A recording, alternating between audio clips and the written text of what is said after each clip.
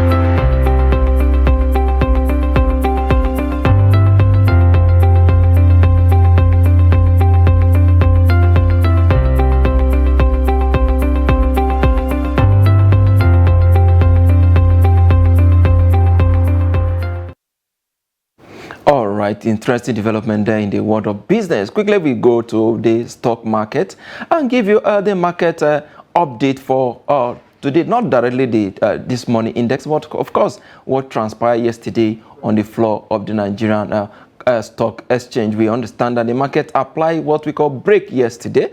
It's been green all through for some time now, but yesterday we saw the market changing direction. We'll look at how the trading pattern went yesterday. We begin from the Nigerian market as well. Of course, from the index, we saw that the market closed negative yesterday, with the index dropping a huge number there, 0.75%, while the all-share index there still maintained the stand there at 52,000 basis point. While of course the market cap they lost over 2 billion naira from the trading that we saw yesterday. Apparently the profit takers are actually beginning to come into the market. Of course, if you look at the volume of trade that we actually traded yesterday, we saw that 554.31 2 million volume of shares exchange hands among investors yesterday on the floor of the Nigerian capital market, and of course the value there at 5.957 billion naira in the deals of about 5,168.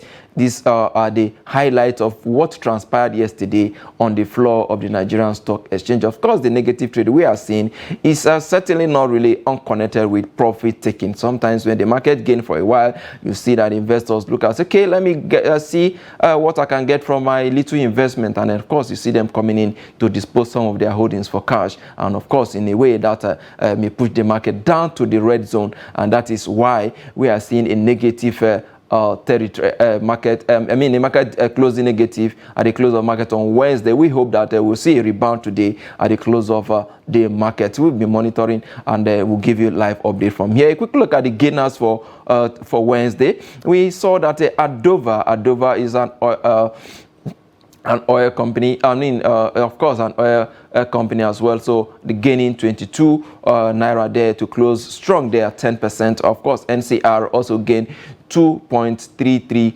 2 naira 33 kobo rather, to close strong at 9.91%. And of course, Transcorp, they have been very, very much in the news in the last couple of days. If you recall, the business mogul Femi Otedola attempted to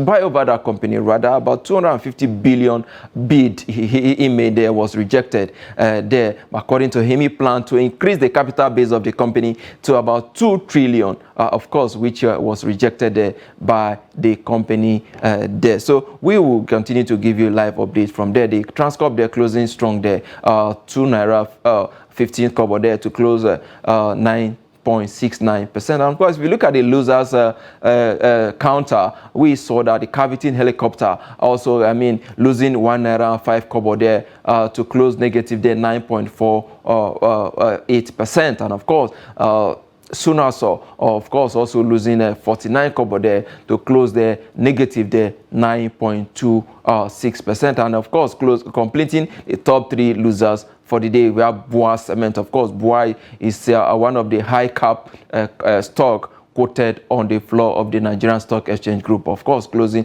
a very huge loss there. 90 naira it lost that day. That is a very, very huge number. And I must tell you that if you are an investor, this is the right time to put your money in that company. When the company is down by 90 kobo and 90 naira rather, you know that the value of the shares probably would have dropped to a point whereby what you can with minimum or maybe as low as you can afford, you'll be able to buy into that company. So it is an interesting time for investors who are actually very, very good at looking at the market. So Bua Cement down there is 0.02%. We look at that and see that for a very long time we've not really seen them featuring on the market chart. But again, coming up yesterday in this losing this amount of money is actually a huge number there. So we'll move on quickly to look at the top traded stock for Wednesday. So of course, the banking sector is dominating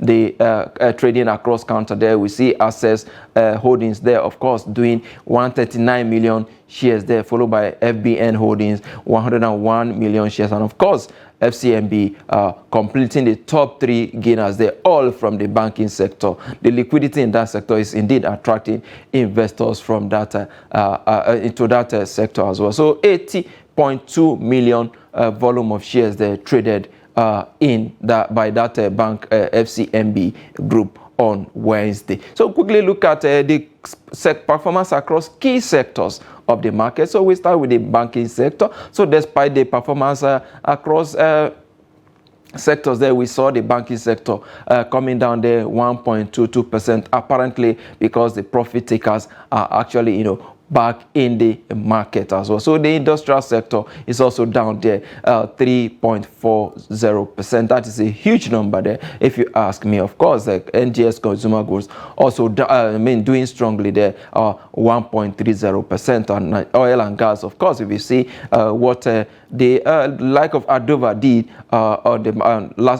yesterday on the floor, it's actually reflecting on the performance of the oil and gas sector. When we saw Adova there closing top there, doing about 10% it gained yesterday at the close of the market. So that has reflected in the performance of the oil sector, 0.93%. And of course, the insurance sector is down 0.93%. 0.21%. I talked to you earlier about the businessman mogul, the Nigerian billionaire investor Femi Otedola, and if you look at his investment in Geregu, he owns about 96.96% of that company, and he increased that investment yesterday on that company. He buy about 2.388 million shares of that company there yesterday to increase his holdings of that company. There seems to be a lot happening in the power sector. Last week it was about the Transcorp Power, and again the Geregu power plant, which owned by himself by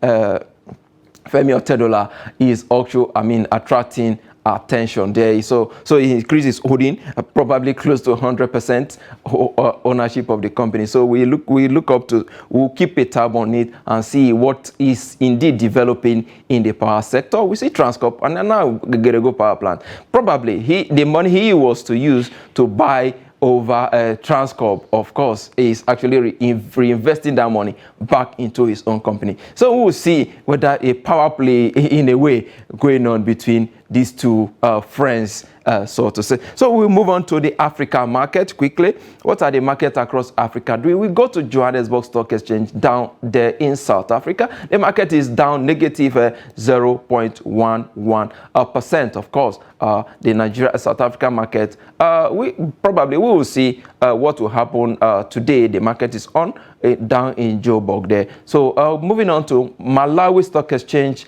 down there in the Central Africa. The market is up there 0.62% with the all share index there high there 94,173.01 basis point. And of course the Ghana Stock Exchange, our next door neighbor, also doing strong there. Not so strong. It closed flat yesterday. The day before yesterday, and of course at the close of trading session yesterday, the market also closed it's flat also there yesterday as well. So we will continue to give you live update from the markets across Africa and all the issues in the world of business about that. But again, in terms of our discussion, we are going into a different topic entirely. This morning we are looking at the non-oil sector. This is a sector that of course has contributed greatly to the GDP of Nigeria. For a very long time now, we've seen improvement in key areas, the mining sector, the agriculture, and a whole lot of them. And Nigerians are calling for more attention to that sector, given the amount of solid minerals that we have almost everywhere in this part of the world. So we take this report by Shamu Dabeng about that non-oil sector and of course the need for more investment in that sector. When we come back from that report, I will be talking to a guest regarding what we need to do to avoid, or rather to move away from our overdependence in the in the oil sector. Take this report. Once a major booster of the country's GDP, the oil sector contributed a mere 4.34% in Q4 of 2022. Nigeria's reliance on crude oil as its major export has now become a setback in the nation's quest for economic development, as the country grapples with challenges like the volatility of global crude oil prices, as well as oil bunkering in the Niger Delta, which has drastically reduced Nigeria's oil output, dropping from an estimated 2.4 million barrels per day to about 1.3 million barrels per day, with an estimated $700 billion revenue. However, leaders at the subnational level spoke on the importance of leadership and the role it plays in boosting the country's economy. These episodes of surge and decline depends on the leadership at any point in time, the stock and content of human capital in the government, and then where the government gravitates in a spectrum of between what I call the two T's, transactional leadership, transformational leadership. Over the decades, you will find our leadership and performance and reforms gravitating between these two spectrums, one extremes of the extremes. Depending on where we are, we have either up or we go down. Political leadership matters. If you don't have political will to take very difficult decisions that may be unpopular in the short term, but solves long-term problems that the rest of the people may not see, but you know it has to be done. then you are in good shape. Nigerian leaders are concerned over the culture of blame game among the elites rather than focusing on pragmatic ways of addressing the pressing issues. However, the 18th Emir of Kano, Sanusi Lamido Sanusi, has a different view. I don't believe in covering up incompetence. I don't believe in being politically correct and not saying that something was not done properly. And if we want to really make progress in this country, we have to learn from the good and the bad. We have to see what we did right, but we also have to look at where we went wrong. If I have a new government on May 29 that tells me, oh, I'm going to continue paying this subsidy for the next 3 years, I'll freeze over 3 years, I'm going to say you're not serious. I mean, I'm going to just close my eyes and get ready for the next election in 2027 because we're going to be here in 2027 talking about the same things. As Nigeria looks to economic diversification and development, there is a need for massive private sector investments, fiscal consolidation, and a need to assess Nigeria's economic surges and emulate the highs. Chamun Dabeng, Trust TV News, Abuja.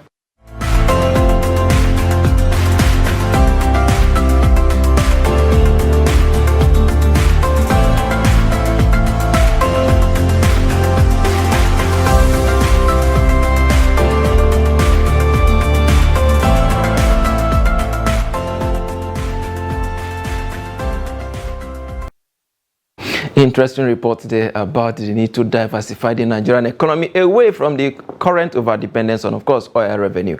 I'm being joined now in the studio by political and economic analyst Joseph Ango. It's good to have you on Business Daily. Well, thank you for having me. So you listened to that report today, particularly what the 14th Emir of Kano said, Sanusi Lamido Sanusi. What is your reaction to that? I think the talk around diversification is a very interesting topic. But one thing we should understand is that anytime there's that talk around diversification, let me just put it this way.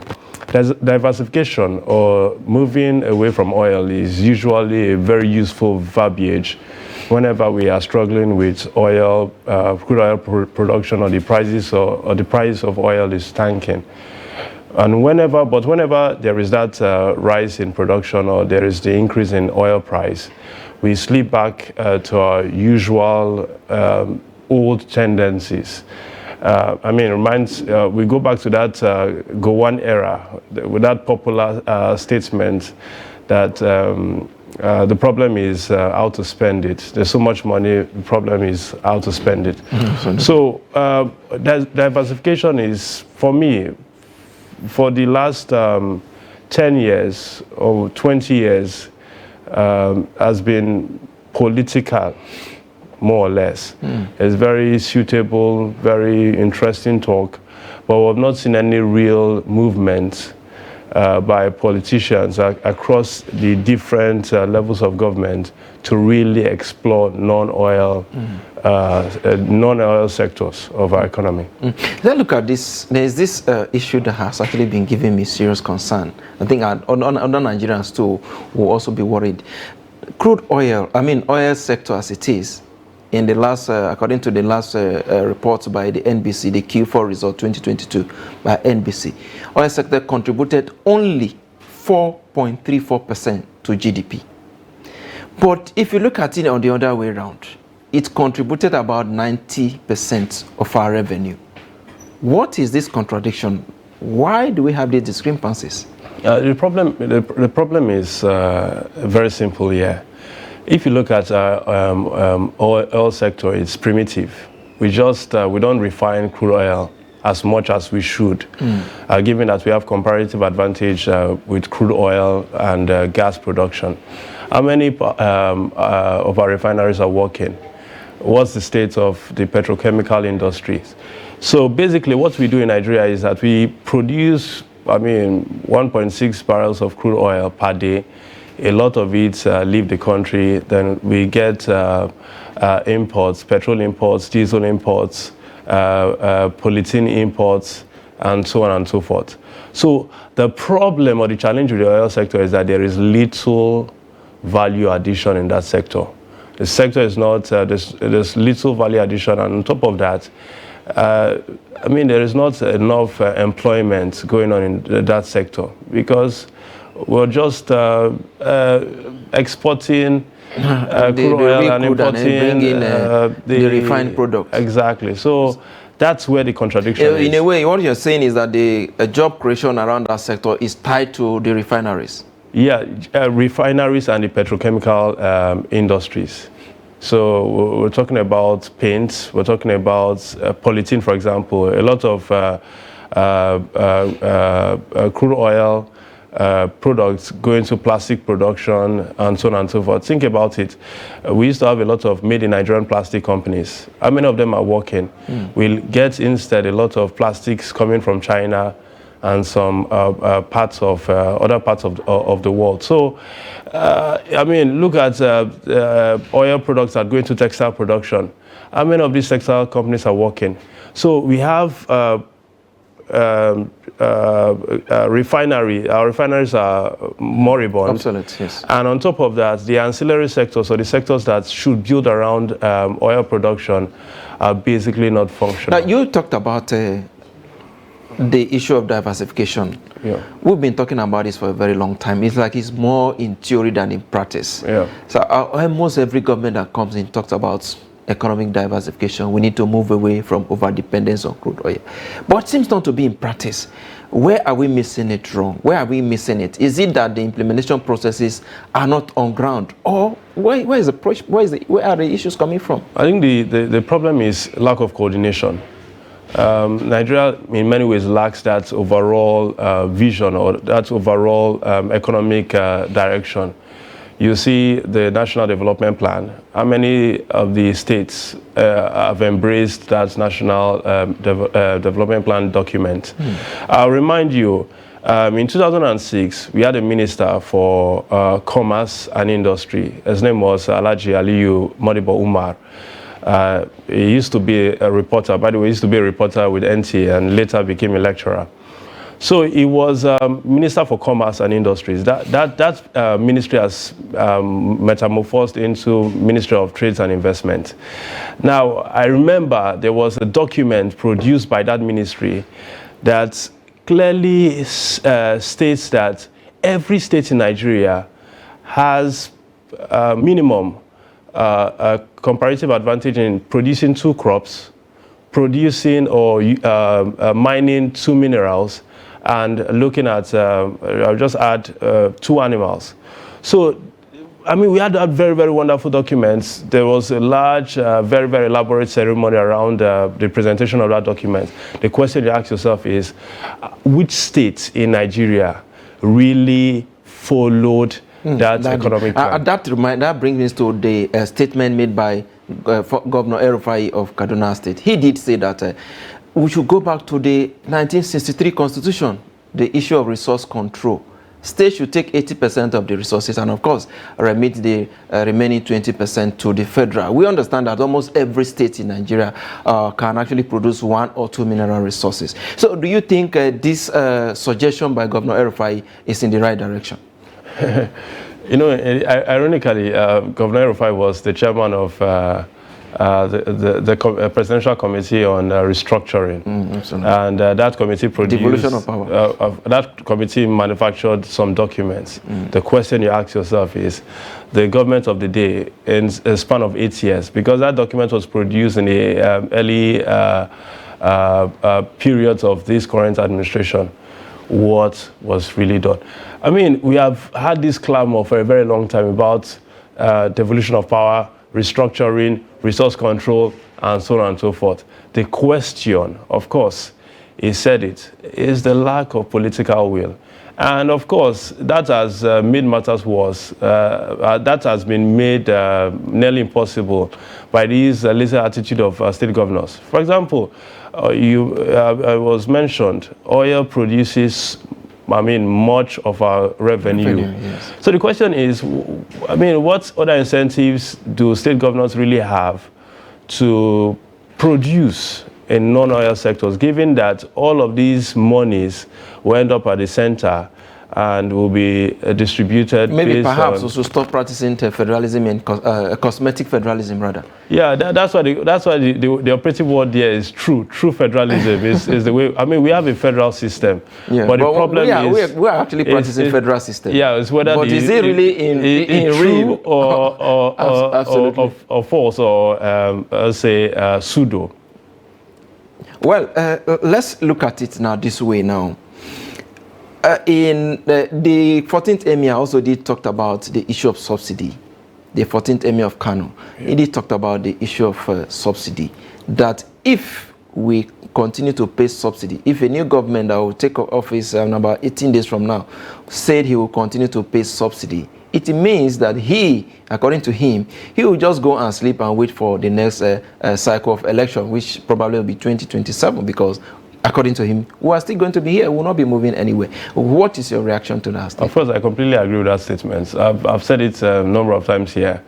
I've been a proponent for the removal of subsidy since, I think, since... What about the ripple effect that it will have on the economy? The question is, I mean, what's... the purchasing power of Nigerians. The question is, what is really the economic implication of maintaining petroleum because we're subsidy? told that when subsidy is removed, the price of fuel, of course, is going to increase, maybe by about 50% or 100%, as the case may be.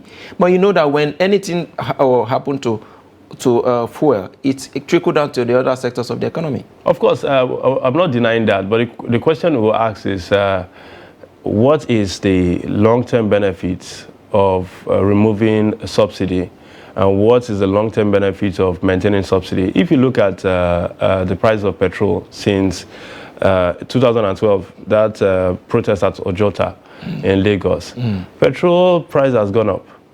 I mean, we have had incidents, several periods of petroleum scarcity. In 5 seconds, you think Nigeria has the shock absorber to absorb whatever will come, the ripple effect that will come from subsidy removal? Nigerians are very resilient people. I mean, if there is a very clear idea of what the economy goals will be like after the removal of fuel subsidy, I think Nigerians can eat the bullet.